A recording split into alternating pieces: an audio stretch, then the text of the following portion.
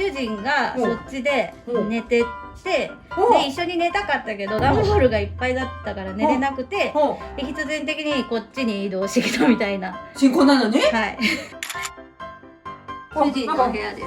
え、ご主人の部屋？はい。すごく綺大型麗にしてくれて。A 型です。A 型？はい。次の部屋はまあ私の部屋なんですけど、すごいことになってます。それぞれね、旦那の部屋が几帳面で A 型だっていうぐらいなんだから、そうよね。うん。なんだこれ。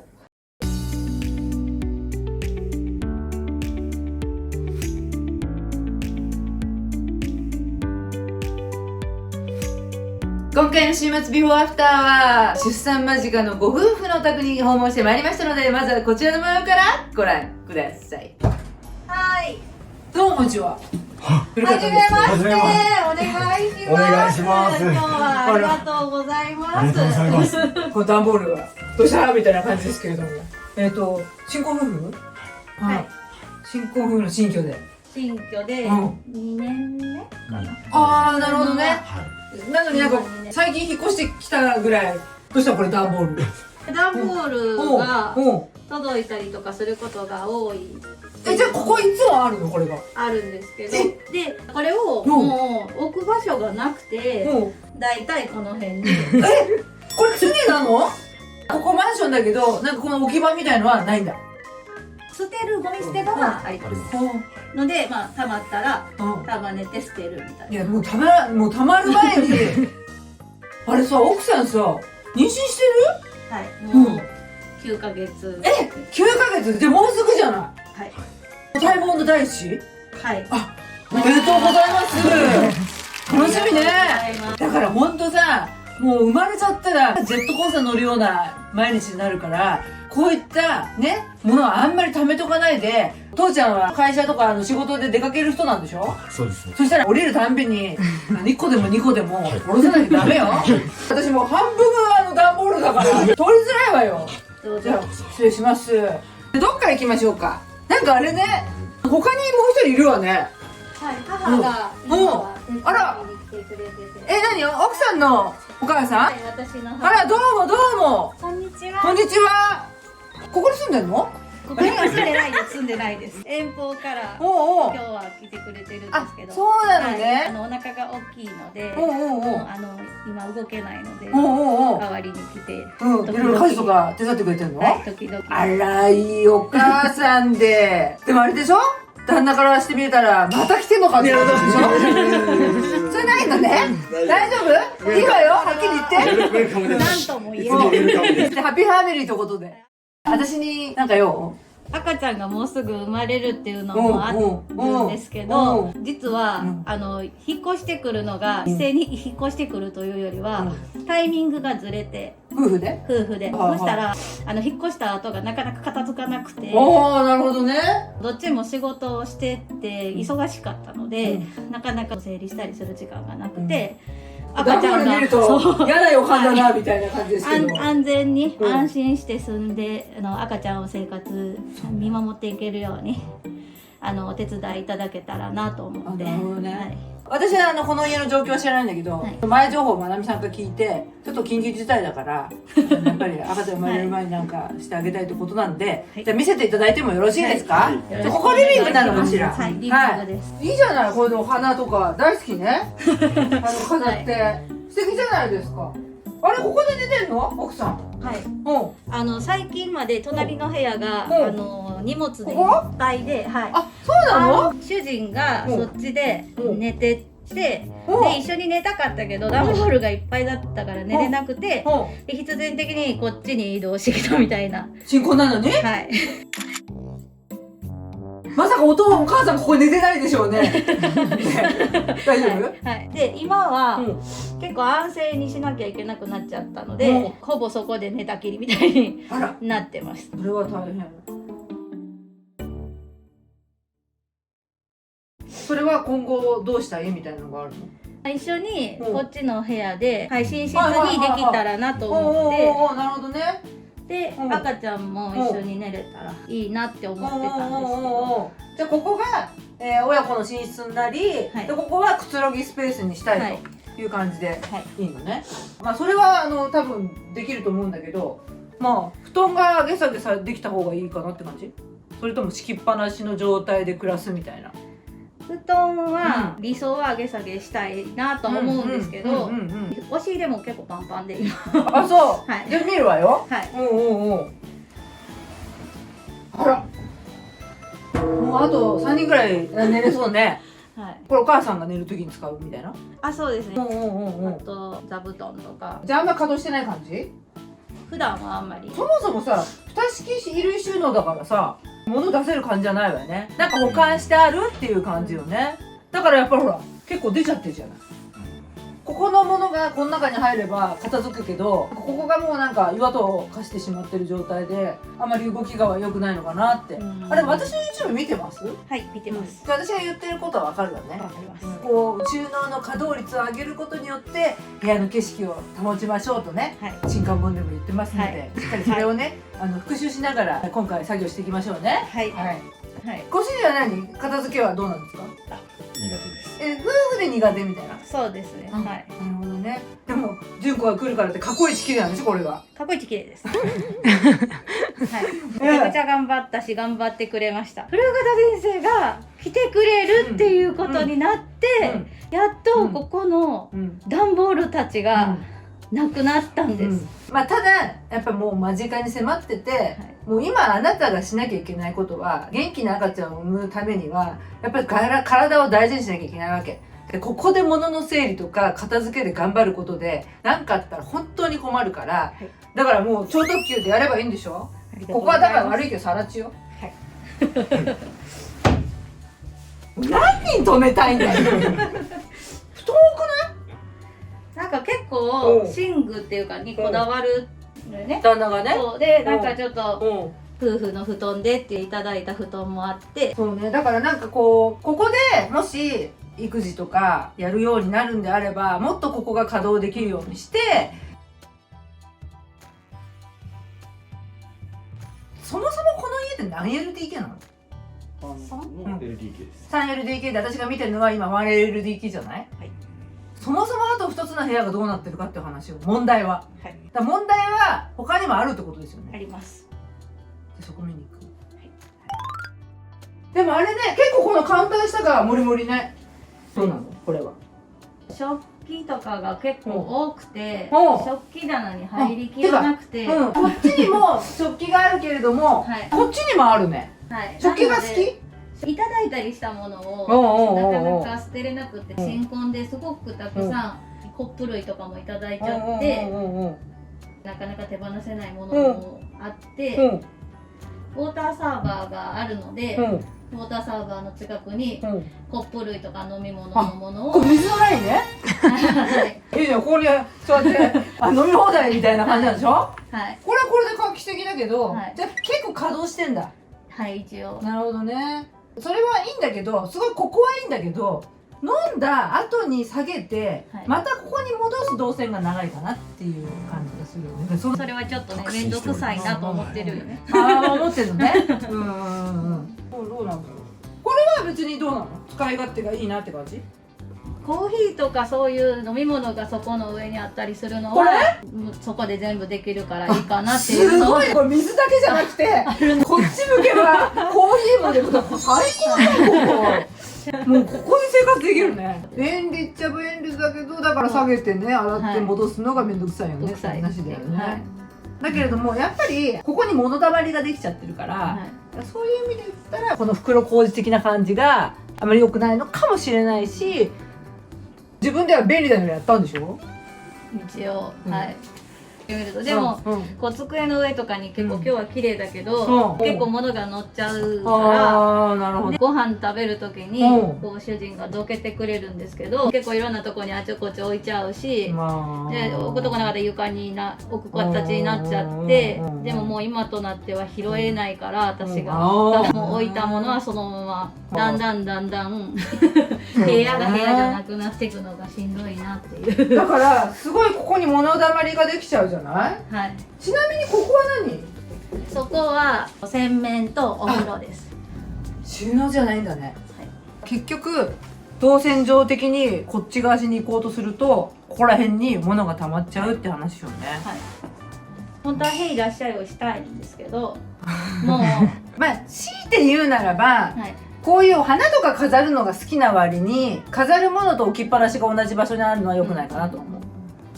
私これをもろ出し収納っていう言い方をしてるんだけれども、ぶっちゃけめちゃくちゃ便利は便利じゃん。ワンアクション取れるんだからですごい工夫もしてるし、だからそこを私は否定はしないんだけれども、例えばこの先の1年の間に何が起こっちゃうかって言ったら、こういう風に並べておくと子供が出しちゃうんですよ、扉がないと。でそうなると全部上に上げるようになるとまたここがすごい状態になるので、だからなるべく私扉の中に隠してっていうような言い方をしてるのは、見栄えも全然違うし、あと子供がいたずらしなくて済む。子供が小さいうちはなるべく子供のがなんか出し入れしやすいような、例えばおもちゃだったりとかそういうものは置いてもいいかもしれないんだけれども、こんだけ定位置を作っちゃうとまあ時間の問題になっちゃうのかなっていう心配はあるよね。でもね、扉の中に入れる場所が押し入れしかないでしょこの家。リビング収納もないし、やっぱり布団を出し入れするっていうことも大事かもしれないけど、この敷地内でそこしかないんで、まあ、そこは稼働させた方がいいのかなっていう気がする。私この家が 1LDK だったらとっても楽なんだけどまだ2つ部屋があるってことですよね、はい、とりあえずそっち行きましょうか、はいはい、どっちか見ましょうか。これね、まず右から見ていいですか。はい、じゃあ見ますね。お主人の部屋です。え、ご主人の部屋？はい。すごく綺大麗にしてくれて。A 型です。A 型？はい。A 型？はい。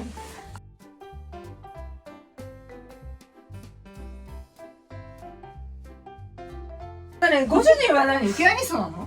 ちょっといろいろやってるものはあって。歌ったりするの。ああ、そうなの？はい。趣味で？はい。じゃあ片付いた暁にはね、歌ってもらおうかしら。でもまだどちらかというと前はそこの真ん中に段ボールがあって、それを全部頑張って片付けてくれて、で今地面が見えてるんですけど。地面ね。かって言ってね。ご主人はここで仕事をすることもあるんだ。リモートしたりする時もあって。リモートもね。じゃあ全部ご主人のものみたいな感じ。そうですね。で収納もあるじゃないですか。この見ていいですか。はい。あ、すごいすごい。もう父ちゃんの通勤服とかそういう感じじゃない。この中はまあ片付いてる。だからここだけ見るとそんなに大きく間違ってはないけれども、この状態を困ってるのか困ってないのかって話よね。ただ私が問題だと思うのは扉開かないじゃん、半分しか。扉も開かないのも困るし、カバンが常に4,5個ぐらい出ちゃって、その中を整理した時にカバンが置けるようにしたんですけど、結局その部屋に入らなかったらどうなっていくかって言ったら、横の廊下のところに荷物がひょこひょこと飛び出してきちゃうので、だからせめてこの敷地内に入れてほしいわよねって感じよね。でも奥さん的にはこの A 型の几帳面みたいな感じで来そうなんでしょ。これ本棚もちょっとかわいそうやなとは思うんですけど、ちょっと入れすぎこれははっきり言って、もういつ崩れてきてもおかしくないっていうかね。ただ被害者はたった一人なんでご主人はこれをなんかどうしたいみたいなのあるの？困ってることとか。そうですね、物を減らしたいというのと頑張りたいというのと、収納に入りきれてないので、ちょっと容量が超えちゃってしまっている中で、もうちょっとこういう部屋にしたいみたいなのないですか？そうですね、もうそこはもう仕事、でそこは趣味っていう形と、自分のものはもうちゃんとするっていうことをしたいと。そもそもこれこの引き出し。タンスです。じゃあ洋服入ってるの？そうです、洋服とか。じゃあ稼働してんだ。稼働してますね。じゃあなんならこの扉よりもこっちの方が稼働してる。こちらの方が稼働してます。じゃあ普段着る洋服もこっから出すんだ。そうですね。なんかそれがちょっと遠いかなって感じがする。なんか一番稼働するものが部屋の一番奥にあるのがちょっと家事をする人からしてみれば遠いかなみたいな。今まで2人暮らしであんまり面倒くさくないかったことも、1人子供が生まれるって全然想像している以上に自分の時間が持てなくなったり、あと家事もおろそかになってしまうとどんどん物って溜まってしまうので、なるべく家事もしやすいとか、洗濯して畳んで取り込んだものがしまいやすいとかっていう風にしないと、この家ってなんかまだ一つ見てないけどね、なんかここはこういう部屋にしたい、ここはこういう部屋にしたいってなると、物の部屋っていうのが作れないのかなっていう気がするから、そこをどうするっていう話よね。忙しいんでしょ夫婦で。はい。今は産休はいに入ったの。産休に入りま入っした。て家にいるけど本当は違うんでしょ。はい。だったらもうちょっと家事が楽にするための収納の仕方みたいなことも考えた方がいいのかなって思うね。じゃあ最後もう一ついきましょうか。で次の部屋何？次の部屋うんは、まあ私の部屋なんですけど、すごいことになってます。はい。それぞれね、旦那の部屋が几帳面で映画だったっていうぐらいなんだからそうよね。はい。うん。なんだこれ。物の部屋になってます。本当だね。はい。でこっちの方が広いじゃん。隣より。はい。古方純子が一回入ったみたい。これ何？仕事柄こうこまごましたものとかが多くて、そもそも引っ越してきた後の荷物の整理も最後まで終わらないまま、あ、これね。はい、途中で病休みたいな形で急にお休みに入ることになったので、仕事場でも整理ができないまま全部寄せられちゃったとね。りあえず、はい、持って帰ってきたから荷物がすごくなってて。なるほど。まあ私のものが中心にここにあるだけで、この部屋をどういう部屋にしたいのかっていうのがいまいち見えてこないんだけど、こう私が来るにあたりこの部屋はこうしたいみたいなのあるの？この部屋は最終的には私の仕事部屋にもしたいと思ってて、で机のところで仕事ができたらと思うけど、すごいわね、物を照らす照明が虚しいっていうかね。今はそこで物を仕分けたりとか。あ、これ片付けてんだ。はい。だからこういう辛いのが出てね。そうだね、物整理すると収納がねいらなくなったりするからね。クローゼットあるじゃないですか。はい。ここはどうなの？稼働してんの？してるんですけど、服とかが多いから。お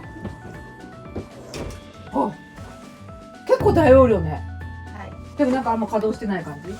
コートとかそんなんはそこにかけてたんですけど、お腹が大きくなって入れなくなったから、今は和室のところのポールにかけてるんですけど。あったね。まあでもあそこにかけちゃうとちょっと寝るとき邪魔かなっていう感じするから、ちゃんとここ入れなきゃダメだね。わかりました。じゃあ一旦消してリビングに戻りましょうか。はい。現状はよくわかりました。このお腹の大きい中でね、もうルームツアーをするだけでも大変ですよ。とにかく赤ちゃんが生まれて不安にならないようにしたい、っていうことで言うと、まず第一にこっちなのかなっていう気がする。もう向こう2つはちょっと物が多かったかなっていう話の中で、ワークする場所が2つあるのはいいんだけど、私は気になったのは衣類収納がどっちにもあるから、それを別々でいいのかなとか、それほど得意ではないんであれば楽するような方向もあるし、だから本当夫婦時代、そうですね。この部屋と隣の部屋で、安心して育児ができるようにしたい。そうだよね。でそうなると私って結構向こう側に寄せちゃったりとかする中で、どうコーディネートするかなっていう話じゃないですか。仕事も自分職場でやることの方が多いので、部屋とか机とかをシェアするとかって自分としては一緒にしてどっか一つの部屋を場を生かすために潰すっていうのは全然ありかな。なるほどね。古型式的ですよね、考え方はね。じゃあ今の部屋にこだわってるわけではないってことですね。いいです。はい。さっきちょっと減らしたい気持ちもあるみたいな風で言うならば、やっぱり子供が生まれちゃうとそんなに物と向き合ってる暇もないので、もしそれができるようであるならば、なんかいろいろアレンジすることはできるのかなっていう気がします。動かしたりとかする時に全部出さなきゃいけないので、戻さなきゃいけないってなった時に今のままの量じゃない方が私たちは助かるので、わかりました。じゃあ奥さん。いや、もう一番は主人が言ったように育児がしやすい環境を作りたいなっていうのがあるんですけど、だからなんか書類とか関係は結構混じったら危ないものもあるかなっていうのがあるの。だからあんまり物が混じらないようにはした方がいいかなっていうのは思うんですけど、そういうのはやっぱ聞かないとわからないからね。主人には気持ちよく仕事もしていただきたいし、で好きな歌を好きなだけ歌えるようにしてあげたいなっていうのがあるので、まあ、もし物を寄せるとしたら、まあ、十分もう物で寄ってるから私の方の部屋をそうね、なるほど方がいいかなっていうのは思ったりするんですけど。どうした？いやいやでも広さとしか今妻が使っている部屋の方が有利な可能性があるのかなとか思ったりもするので、自分の部屋が逆に潰れるでもそれはいいかな。まあどっちでもいいんですけど、お母さんどう思います？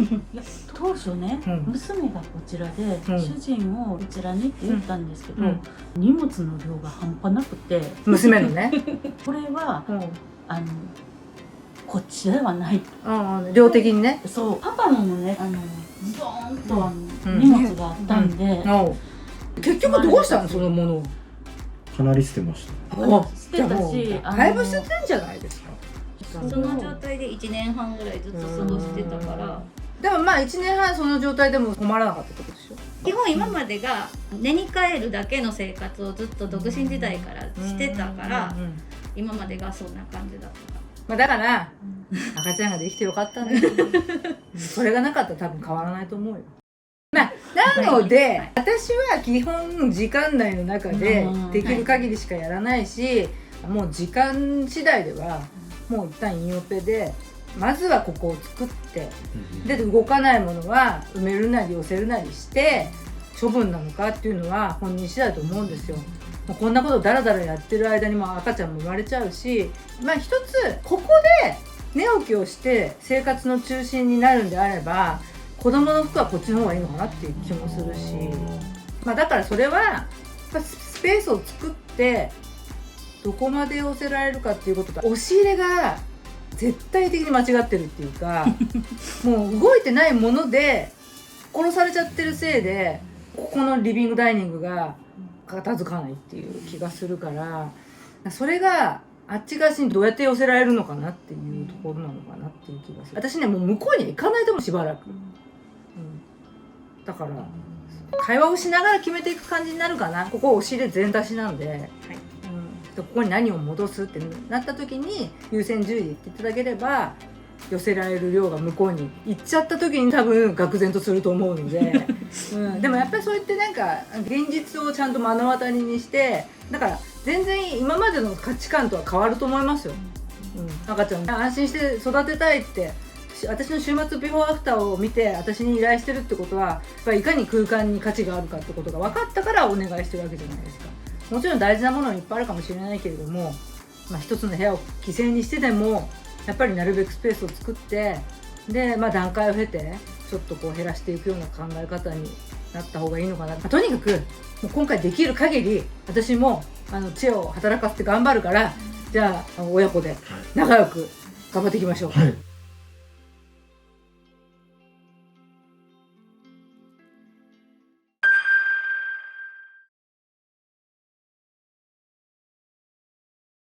先生が立たれてるその位置で寝てるんですね。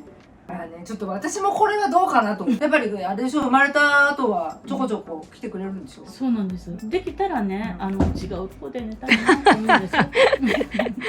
で、私初めは娘の部屋で寝てたんですよ。あそこで？はい。マジか。はい。今なんかさ、セパレート方式ってさ、YouTube で見ちゃったもんだから。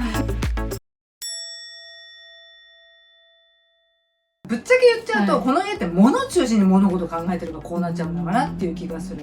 何を優先順位にするかってなった時にまず赤ちゃんだって話だったじゃないですか。私もこっちが旦那でこっちがママでって言った時にお母さんどこで寝てんのかなと思ったわけ。そしたらここで親子で並んで寝てるわけでしょ。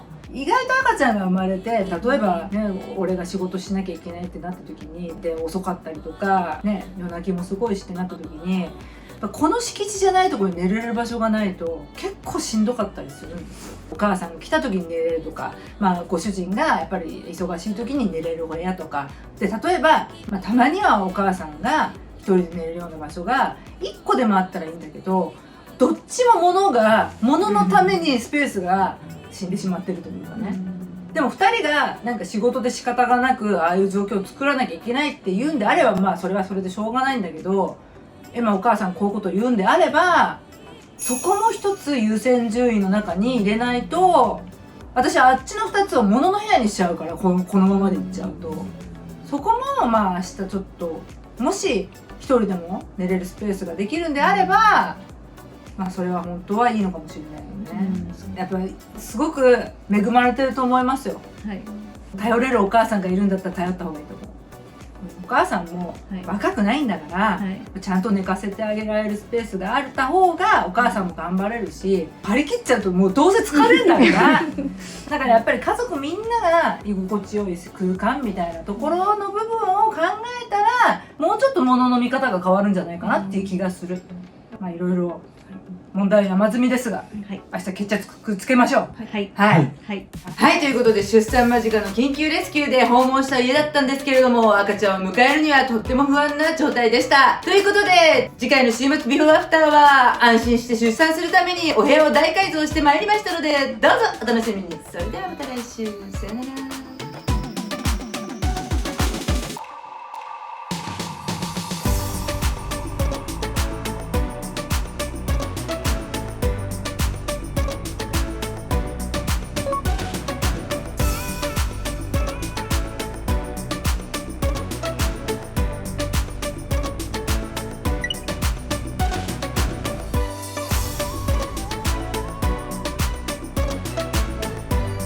チャンネル登録お願いします。いいね、コメントもお待ちしてます。はい、カット。